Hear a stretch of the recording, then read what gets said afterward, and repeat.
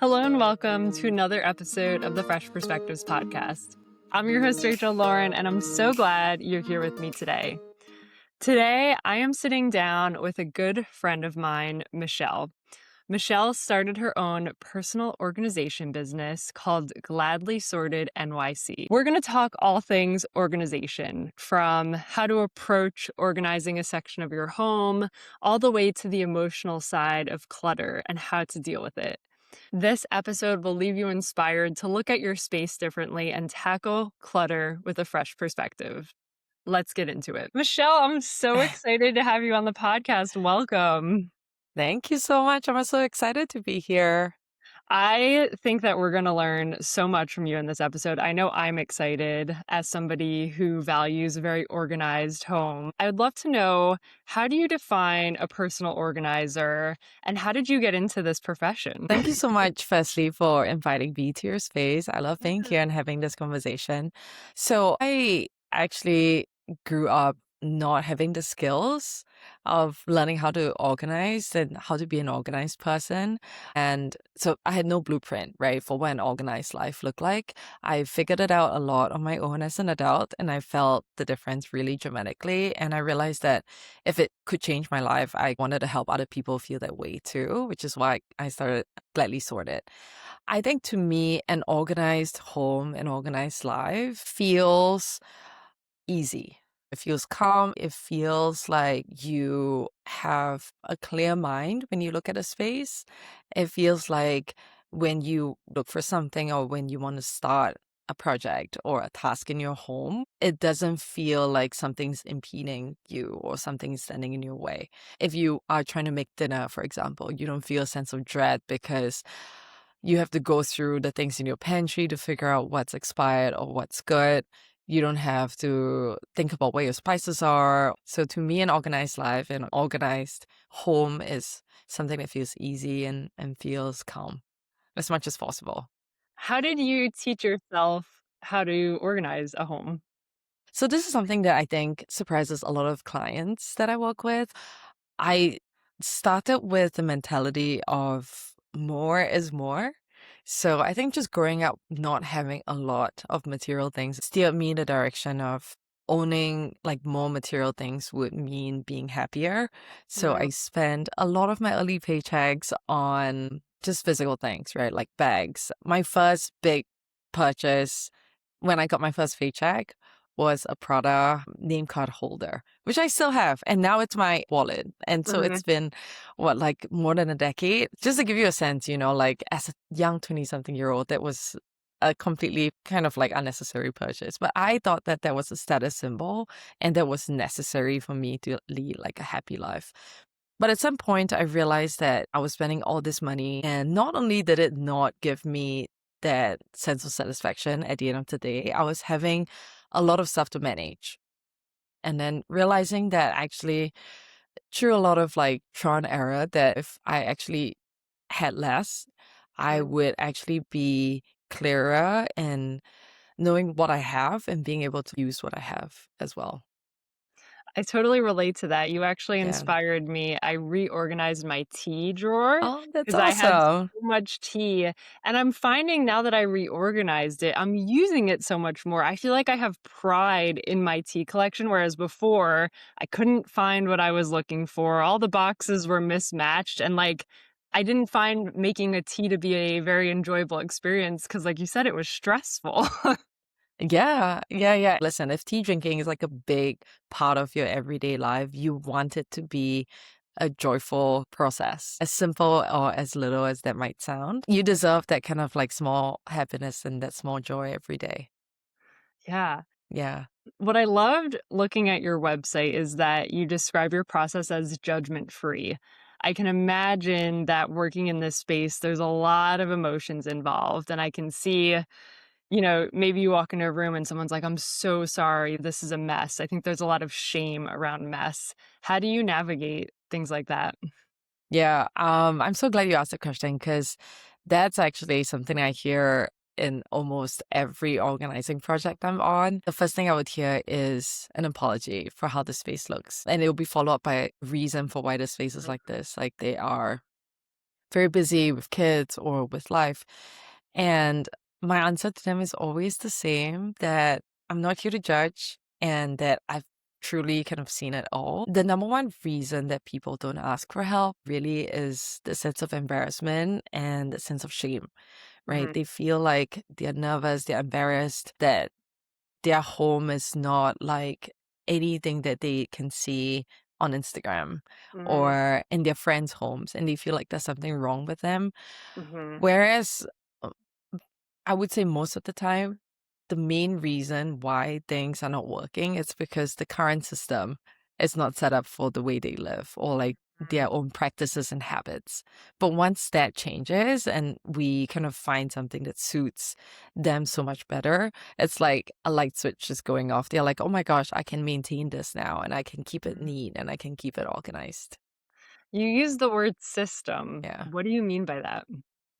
When I first started off as a professional organizer, I realized that this word was popping up a lot. And I was like, oh my gosh, I need to figure out what this is. And now I find myself using it a lot as well. An easy way to kind of understand it is that if you have a system, it is a blueprint, it is a frame for how your home, your room, your space, your cabinet should work.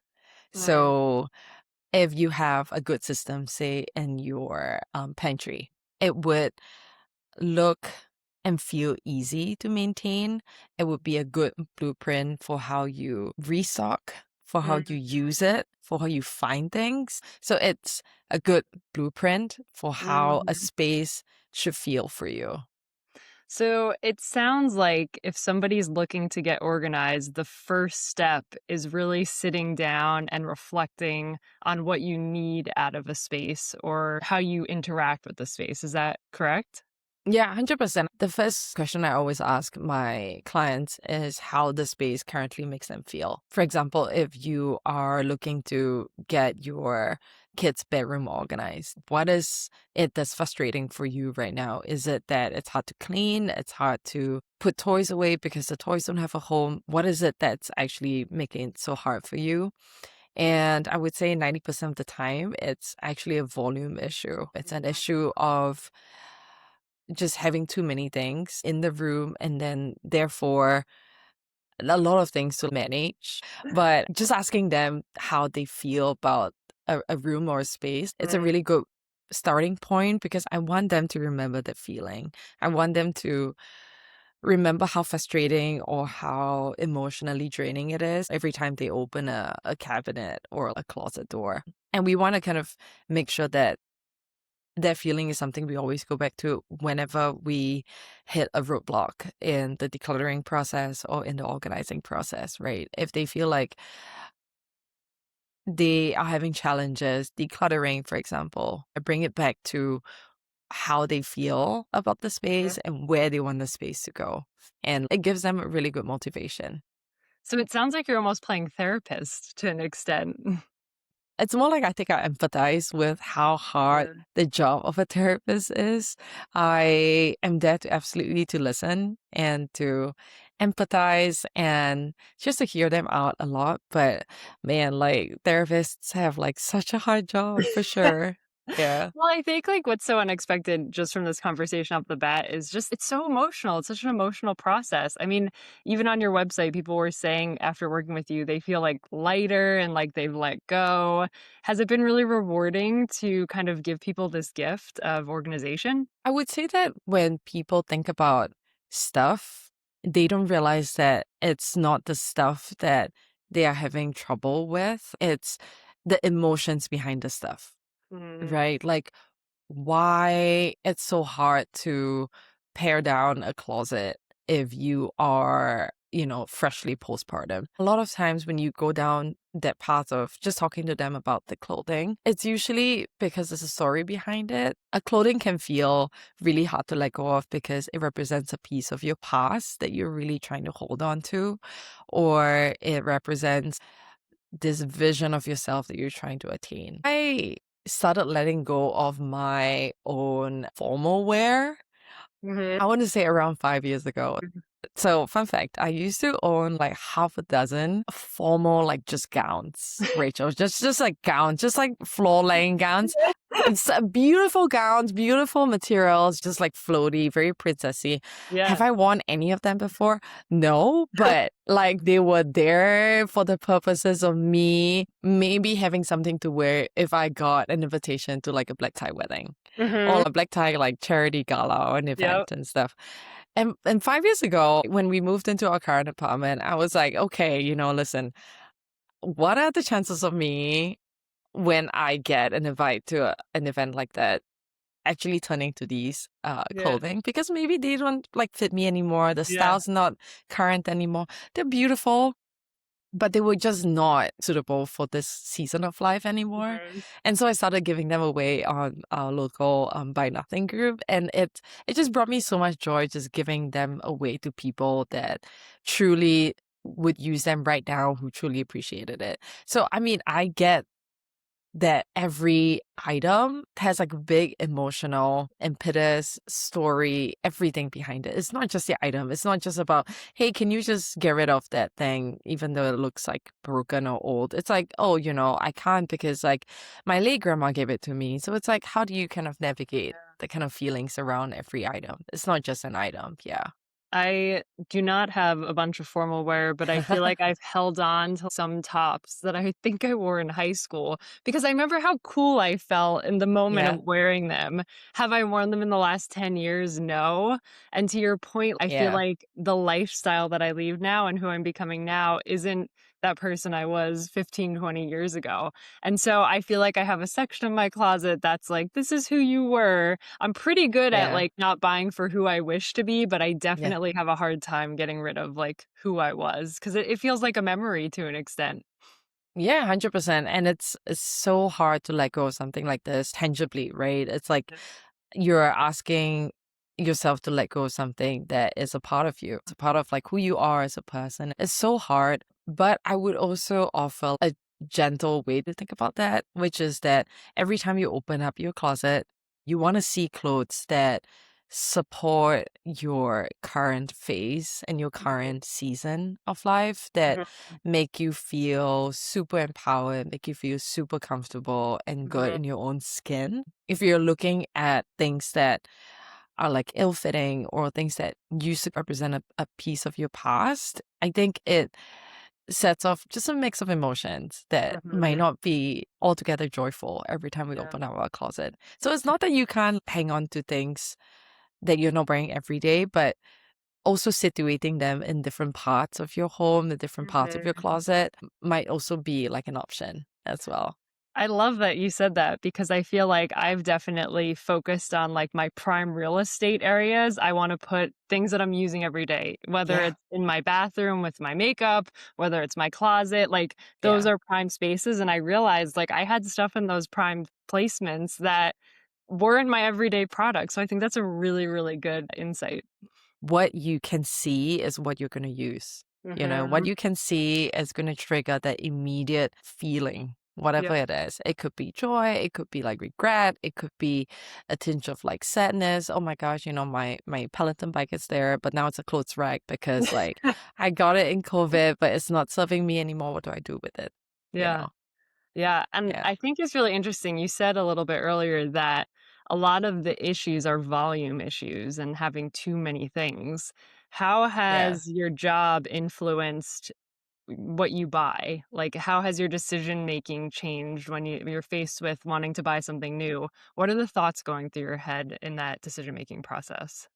Yeah, so I mean, I have a toddler, a daughter. She Uh-huh. is almost 4. And as any parent listening to this would know, like with small kids come just big volumes of stuff, and Yeah. it's inevitable.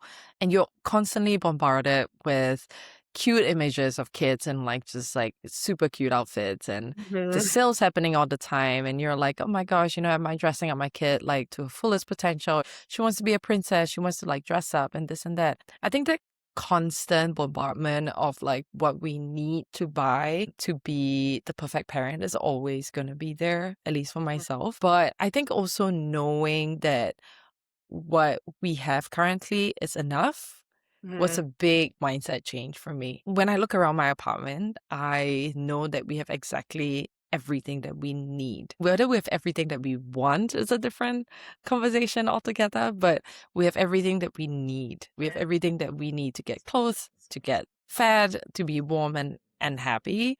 But constantly we're like, can we be better? Can we look better? And this and that. One concept that I really love from a veteran organizer, her name is Dana White, is to think of your home as a container. And when you think of your home as a container, you think about the amount of stuff, the amount of items that can actually fit in that. If there are too many items in there, then the container gets overstuffed and Hmm. overfilled and things start like spilling out. And so if that happens, then you need to start moving things out of that container so that new things can come in. Social media is really fed into us feeling like we're Mm-hmm. not enough or we don't have enough. I think Mm-hmm. fashion is a great example. Butter yellow is the color of the summer. I don't like butter yellow. I don't And good for feel this you. Yeah. FOMO of like, because it changes so fast. And I can imagine it's the same with kids' toys and kids' clothing. Like, I more so am thinking like, what do I like? What do I want to buy? Like, what's of value to me? And try to turn out the outside voices of what society is telling me that I need. Yeah, it's super hard when you also have things like TikTok. You're just bombarded with people saying that you need to get this haul or you need to get this for the best summer of your life. It's tough to like just tune out those voices. And you're right, we can get anything at any time, literally with just a click of a button. I mean but that's the job, right, of the retailers to make Mhm, the purchasing like process so easy for you. But I've found that if we are able to kind of put like boundaries and mhm, to set up like friction points for ourselves, sometimes yep. it actually really helps to slow down the process of like overconsumption. Yeah, and so Yeah. we talked about buying, but you had a really great perspective on free stuff on your Instagram page. I Mm. know that we've all been in situations where there's a free t-shirt and people always say, "Oh, what people will do for a free t-shirt is crazy." It's this notion of it's free, but you made the point that free isn't really free. Can you talk about that? I could talk about that forever, but I would say that the main gist of it is that it costs you something, right? It costs you something once you decide to bring it into your home. So, what does it cost you? It actually costs you the mental load of having to manage that item once it comes into your home. So, yes, it's free. You're not taking any money out of your wallet to pay for it, but you are now stuck with the cost of having to maintain a space for it in Mhm. your home. You are stuck with the cost of having to figure out a room for it in your dresser. If you have no room for it, you are stuck with the cost of obviously doing laundry and things like that for it. And at the end of the day, it might not even be something that you asked for in the first place. It was just kind of like thrust upon you, and you're like, oh my gosh, it's free. I might as well take it. 100% legit, like, response to a free item, but I can't tell you the number of like free things that I've turned down because I'm like I don't want to manage it unless it's something that I legitimately want. Like I would say yes to a free snack that I would eat like right now, but if it's a tote bag, I have like 12 tote bags right now. We use them like every day. I know exactly how many I have, and I have like a container for it in Mhm. my closet. Anything that wants to come in there, something has to leave. So like it adds to the mental load of having to manage it.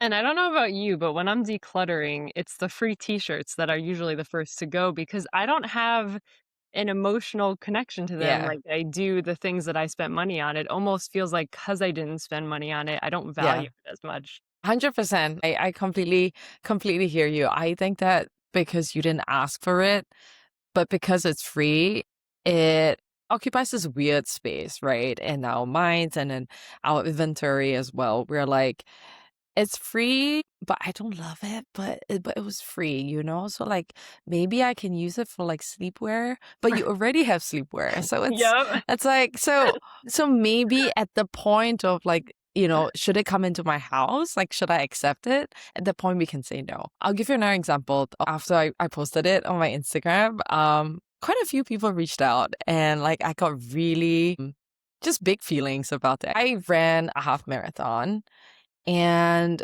I posted something about saying no to like the medal Hmm. that they give out at the end of the race. And like the number of people that reached out and were like, that is insane.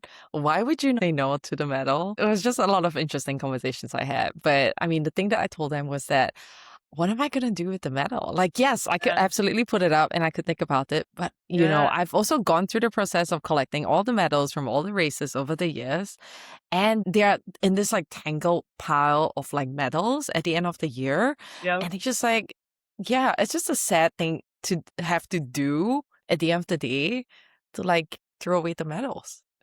I don't have room to hang everything up. I do have two medals like hanging. I do. And those are Yep. like special races, super like challenging races that I loved and I want to remember. And I look at them when I come in every day and I'm like, oh my gosh, I did that hard thing.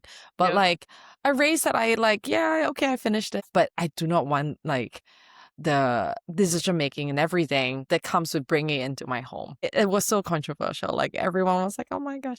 A couple of people were like, yeah, no, I get you. I don't collect anything too. But most people were like, that's insane. Yeah, I Yeah. think you probably shocked a whole generation of millennials who were used to getting the participation trophies, but it was the same thing in elementary school, like, every sport you did, you got a trophy.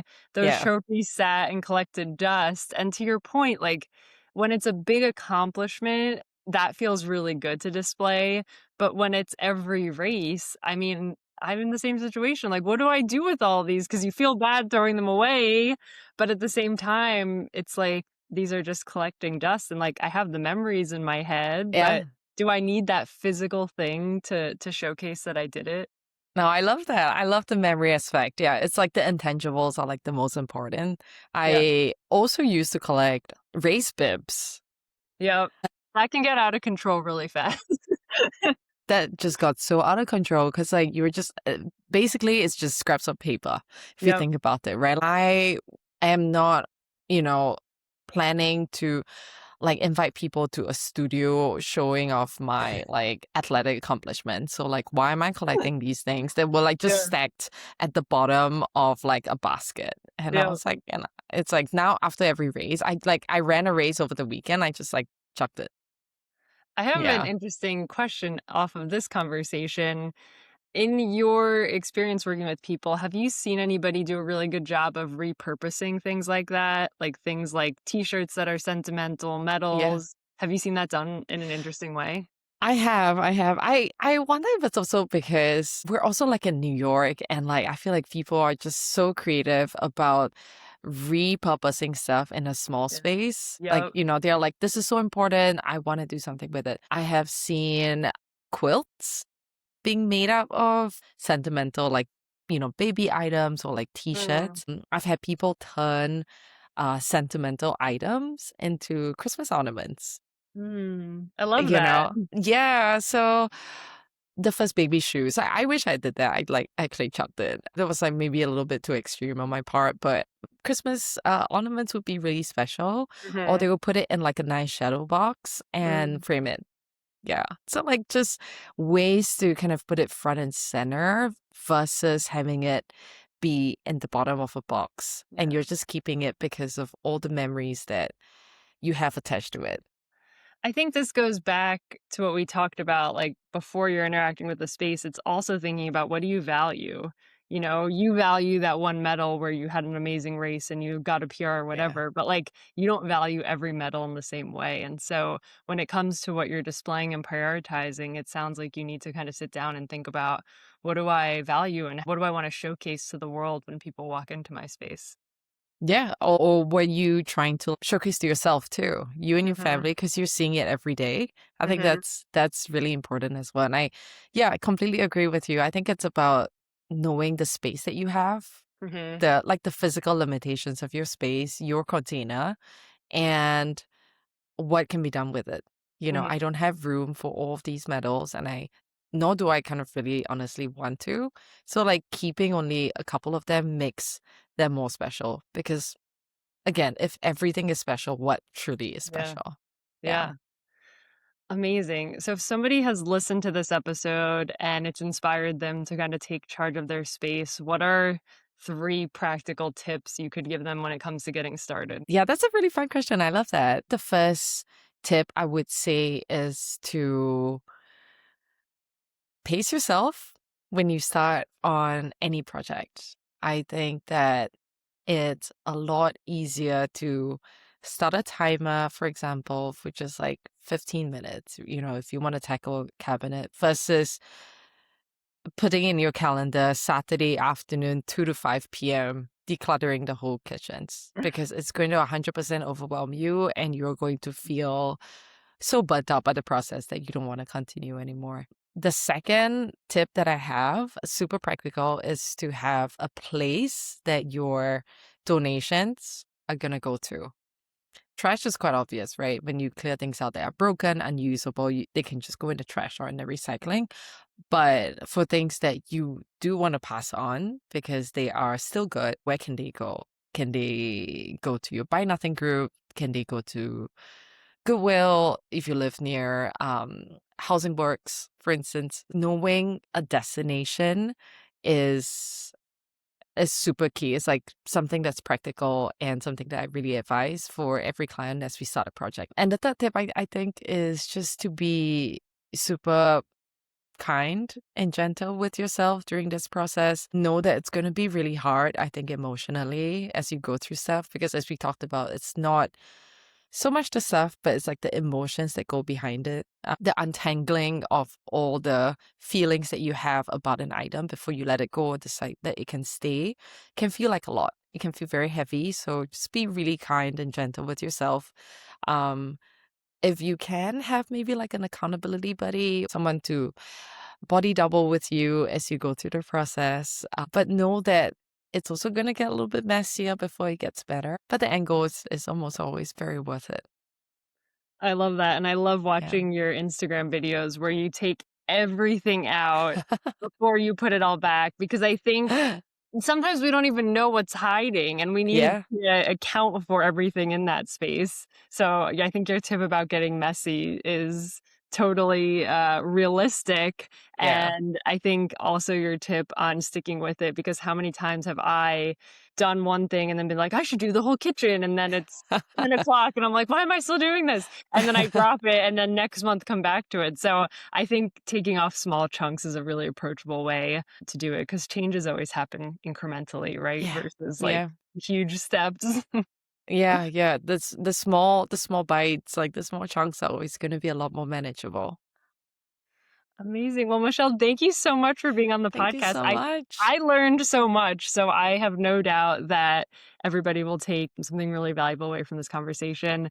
If someone's in the New York City area and wants to work with you, what's the best way to get in touch? Yeah, I would love that. They can get in touch with me on Instagram, which is where I am most of the time. My handle is Gladly Sorted NYC, so that's Gladly GLADLY Sorted SORTED NYC, and my website is gladlysorted.com. This has been another episode of the Fresh Perspectives podcast. If this episode resonated with you, I'd encourage you to share it with a friend. I'd also love to hear if you take any of Michelle's advice and apply it into your own life. You can comment if you're listening on YouTube or find me on Instagram at Fresh Perspectives Pod. I look forward to hearing from you and I hope you have a great rest of your week.